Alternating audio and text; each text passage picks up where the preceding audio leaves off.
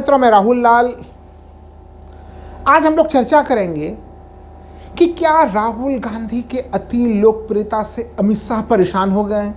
क्योंकि अमित शाह के अगर दो बयान देखें, पिछले 2 दिनों के 2 बयान अगर देखते हैं, वो कल झारखंड में थे। केंद्रीय गृह मंत्री अमित शाह, भारतीय जनता पार्टी के तथाकथित चाणक्य, उन्होंने वहाँ पे भी बोला कि लोगों को जीत के मामले में अहंकार में देखा है, लेकिन राहुल गांधी हार के भी अहंकार में है।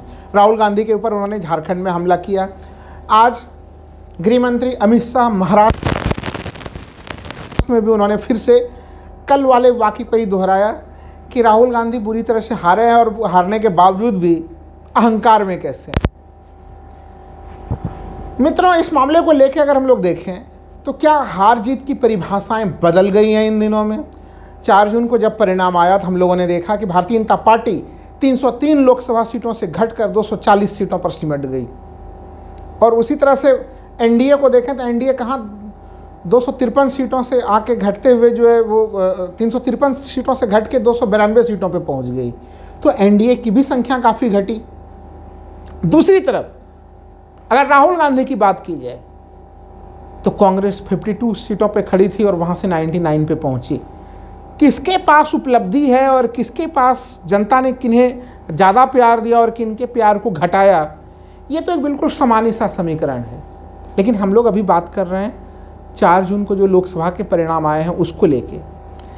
लेकिन 4 जून से अब गाड़ी आगे बढ़ चुकी है और मैं अभी 10 दिनों से, लगभग 10-12 दिनों से हिमाचल प्रदेश में था। जो देश भर में उपचुनाव हो रहे थे उसमें हिमाचल प्रदेश में भी 3 विधानसभा सीटों पर उपचुनाव हो रहे थे मित्रों। और 3 में से 2 सीटों पे वहाँ पे कांग्रेस ने जीत हासिल की। और कांग्रेस ने जिन सीटों पे जीत हासिल की वो 9000 वोटों से ऊपर बड़े मार्जिन से कांग्रेस ने जीत हासिल की। लेकिन बीजेपी 1 सीट जीती हिमाचल प्रदेश में और 1500 वोटों से मुश्किल से जीत पाई है। हिमाचल प्रदेश को मैं क्यों देखने के लिए गया था? यह देखने के लिए गया था कि जहाँ पे कांग्रेस की राज्य सरकार है और लोकसभा में 4 की 4 सीटें वहाँ पे भारतीय जनता पार्टी जीती, आखिर आज वहाँ पे जनता का मिजाज क्या है। और हिमाचल प्रदेश में मैंने पाया कि अगर आज के समय में हिमाचल प्रदेश में लोकसभा के चुनाव होते हैं तो 4 की 4 लोकसभा सीटें भारतीय जनता पार्टी को खोना पड़ेगा और वो चारों लोकसभा सीटें कांग्रेस बहुत आसानी से जीत जाएंगी। ये आपको बताने का उद्देश्य यह है मित्रों कि इस समय देश की राजनीति एक करवट ले रही है।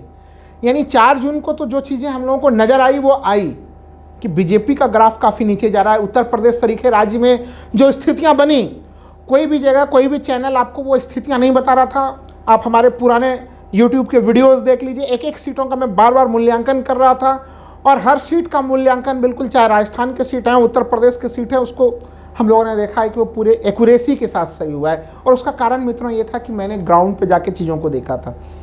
उत्तर प्रदेश में भी 10 विधानसभा सीटों के लिए उपचुनाव होने वाले हैं। 7 सीटों पे तो कोई टक्कर ही नहीं है। यानी वहाँ पे कांग्रेस और समाजवादी पार्टी काफ़ी आसानी से उस लड़ाई को जीत लेगी। लेकिन 3 सीटों पे थोड़े मोड़ कांटे की जो स्थिति दिखाई दे रही है, उसमें भी कांवड़ यात्रा को लेकर जिस प्रकार के निर्णय योगी सरकार ने लिए हैं उनके ऊपर भी चर्चा करेंगे कि वो किस तरह से बीजेपी को ही नुकसान पहुंचाने का पूरा काम कर रहा है। उत्तर प्रदेश के संदर्भ में मैं पहले से बोल रहा था मित्रों कि उत्तर प्रदेश में राहुल गांधी की लोकप्रियता सबसे ज़्यादा है। नंबर 1 पे राहुल गांधी की लोकप्रियता। और प्रधानमंत्री मोदी की लोकप्रियता उत्तर प्रदेश में राहुल गांधी की लोकप्रियता से काफ़ी कम है। ये बात तो मैं पहले से ही लोकसभा चुनाव के जब प्रथम चरण, द्वितीय, तृतीय, चतुर्थ, पंचम, छठा, 7वां, सब ये पहले से 7वें चरण तक के चुनाव के दरमियान में लगातार बोल रहा था। लेकिन उस समय किसी दूसरे एजेंसी ने इसके ऊपर मुहर नहीं लगाया था। लेकिन चुनाव परिणाम के बाद CSDS के आंकड़े भी आते हैं मित्रों, और CSDS के आंकड़े में ये चीज़ स्पष्टता दिखती है कि उत्तर प्रदेश में प्रधानमंत्री मोदी की लोकप्रियता की तुलना में राहुल गांधी की लोकप्रियता काफ़ी ज़्यादा है।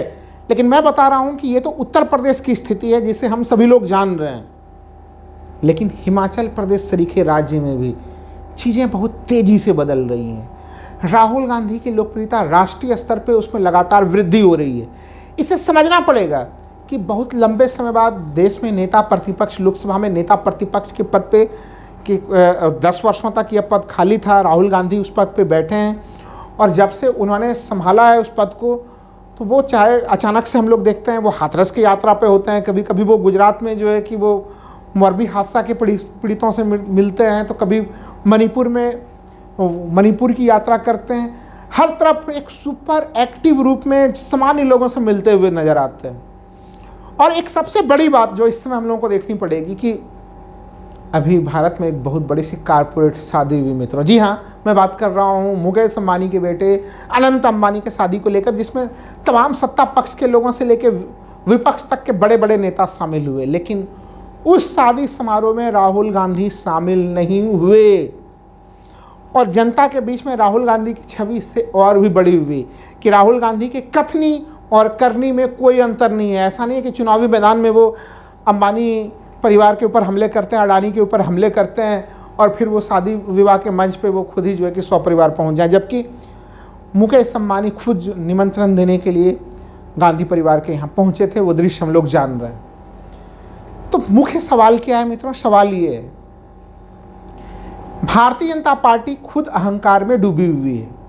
प्रधानमंत्री के तमाम अगर हम लोग बयान को देखें, आपको याद होगा अब तो संसद का बजट सत्र प्रारंभ होने वाला है, लेकिन पिछले सत्र में प्रधानमंत्री ने कहा कि अब हमें तो सदन में नेता प्रतिपक्ष का सम्मान करना पड़ेगा।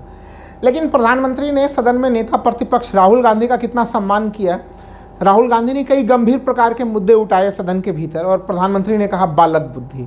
तो क्या नेता प्रतिपक्ष को बालक बुद्धि कह के कहना ये सम्मान प्रकट करने जैसी स्थिति है? ध्यान रहे मित्रों, जिस प्रकार से प्रधानमंत्री एक संवैधानिक पदधारी व्यक्ति हैं और बीजेपी के लोग लगातार कहते हैं कि विपक्ष के लोगों के ऊपर कि प्रधानमंत्री के प्रति सही भाषा का प्रयोग विपक्षी नेता नहीं कर रहे हैं, वो एक संवैधानिक पद पे बैठे हुए व्यक्ति का जो है कि प्रधानमंत्री संवैधानिक पद पे बैठे हैं, तो जिस तरह से प्रधानमंत्री का पद एक संवैधानिक पदधारी वाला पद है, उसी तरह से नेता प्रतिपक्ष का पद भी एक संवैधानिक पद है। और नेता प्रतिपक्ष के व्यक्ति को बालक बुद्धि कहना यह भी कहीं से उचित नहीं है। और जनता में इन सब चीज़ों का जो मैसेज जा रहा है निचले स्तर पे, वो मैसेज बिल्कुल सीधे सीधे स्पष्ट तौर पे जा रहा है और इन चीज़ों से बीजेपी की लोकप्रियता घटती चली जा रही है। राहुल गांधी की लोकप्रियता में नए नए आयाम जुड़ रहे हैं। और हम लोगों ने देखा उत्तर प्रदेश में कि प्रधानमंत्री अपने बनारस संसदीय सीट पर, जहाँ पे दावा किया जाता था कि प्रधानमंत्री वहाँ से अगर खड़े होते हैं तो ना केवल बनारस सीट को वो जीतते हैं बल्कि पूरे पूर्वांचल वाला जो यूपी का क्षेत्र है वहाँ पे भी जीत का प्रभाव पड़ता है और बिहार सरीखे राज्यों में भी प्रभाव पड़ता है। लेकिन इस बार तो स्थितियाँ अलग रही मित्रों। हम लोगों ने देखा कि प्रधानमंत्री किसी तरह से अपना सीट जीत सके। वो उनके वोटों की संख्या 2019 में जो उन्हें सीधे सीधे मत प्राप्त हुए थे उससे भी काफ़ी कम मत जो है वो प्राप्त कर सके प्रधानमंत्री।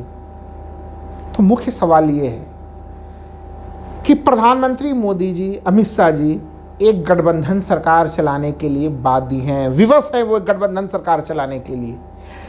उसके बावजूद उन्होंने मंत्रिमंडल में कोई फेरबदल नहीं किया। उनके गृह मंत्री वही हैं, उनके वित्त मंत्री वही हैं, उनके रेल मंत्री वही हैं। जब सरकार के लोग ये कहते हैं कि हम दुनिया के 5वीं सबसे बड़ी अर्थव्यवस्था हैं, तो फिर लोग सवाल ये भी पूछते हैं कि रेलवे की स्थिति इतनी जर्जर कैसे हो गई है, इतनी ज़्यादा ट्रेन की दुर्घटनाएं कैसे हो रही हैं? अरे सुरक्षा कवच लगाने में तो केवल 60,000 करोड़ रुपया खर्च की बात है। तो आप 60,000 करोड़ रुपया खर्च कीजिए, सभी ट्रेनों में सुरक्षा कवच लगा दीजिए, टकराने की कहानियाँ कर। लेकिन यहाँ तो मित्रों स्थिति इतनी भयावह हो रही है कि केवल सुरक्षा कवच का मामला तो बात का है, हमारे ट्रैक सुरक्षित नहीं है। ट्रैक की जो सही ढंग से जो मेंटेनेंस की स्थिति होनी चाहिए वो मेंटेनेंस की स्थिति भी सही नहीं है, चूँकि रेलवे में भारी मात्रा में पद खाली पड़े हुए हैं। स्थितियाँ कहाँ जा रही हैं ये सब सबों के समक्ष मौजूद है।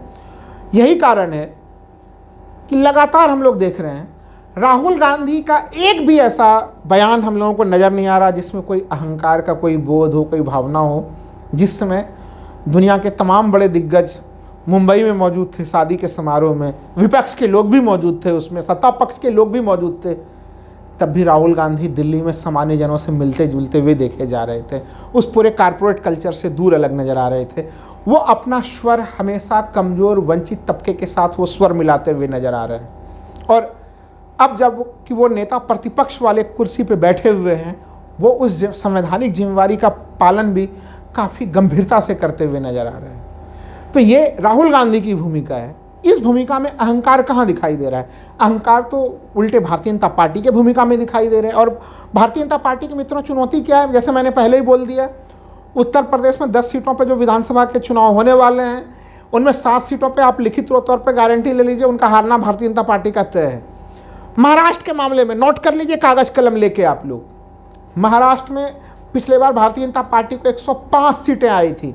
भारतीय जनता पार्टी महाराष्ट्र में जो विधानसभा चुनाव होने वाले हैं उसमें से 40 से 50 सीटों के बीच में सिमटते हुए नजर आएगी। आप कागज कॉपी पेन लेके नोट कर लीजिए, परिणाम के दिन इसे मिला लीजिएगा, इसे फिर कहिएगा कि मेरी चीज़ें सही हुई कि गलत हुई। हरियाणा में भारतीय जनता पार्टी की स्थिति कितनी गड़बड़ है और झारखंड में स्थितियाँ कितनी गड़बड़ है, तो वो उनके एक तरह से वो जो लोकप्रियता होती चली जा रही है भारतीय जनता पार्टी, उन्हें विचार इसके ऊपर करना चाहिए। लेकिन वो अभी भी राहुल गांधी के ऊपर अहंकार के आरोप लगा रहे हैं, जबकि गठबंधन सरकार कैसे चलाना चाहिए, क्या उसकी नीतियां होनी चाहिए, कैसे गठबंधन सहयोगियों को विश्वास और भरोसे में लेना चाहिए, उसका पालन करते हुए भारतीय जनता पार्टी दिखाई नहीं देती है। और यही कारण है कि कांवड़ के प्रकरण में भाई आप फल पूछ रहे हैं कि फल वाला अपना नाम आरिफ फल वाला बताए, ठेले के सामने में लिख के कि आरिफ फल वाला, दूसरा फल वाला, तीसरा फल वाला। अरे फल वाला अगर आरिफ है तो इसकी गारंटी कौन देगा कि वो जिस बगीचे से आया है वो बगीचे में उसका उत्पादन किसने किया है?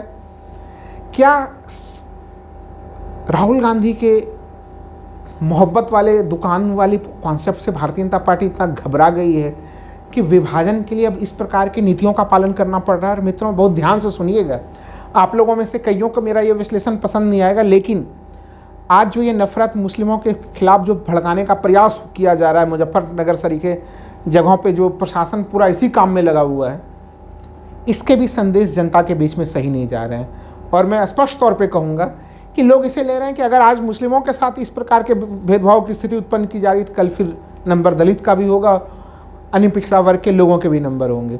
फिर बीजेपी के लोग फिर परेशान रहेंगे कि भाई हमें तो दलित वोट नहीं मिले, दलित वोट नहीं मिले। दलित वोट लेने के लिए, पिछड़ा वर्ग के लोगों का वोट लेने के लिए आपको इस प्रकार के विभाजनकारी नीतियों से बचना पड़ेगा। जनता ने सीधे सीधे स्पष्ट संदेश दिए हैं उत्तर प्रदेश को कि विभाजनकारी नीतियां जनता पसंद नहीं करेगी। आप विकास से संबंधित काम कीजिए और उसके आधार पर आप वोट लीजिए, उसे ही जनता पसंद करने वाली है।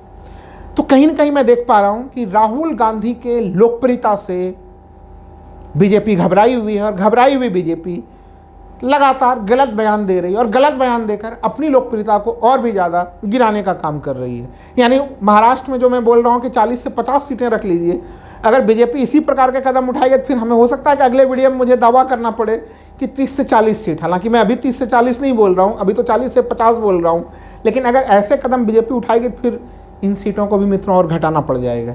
धन्यवाद।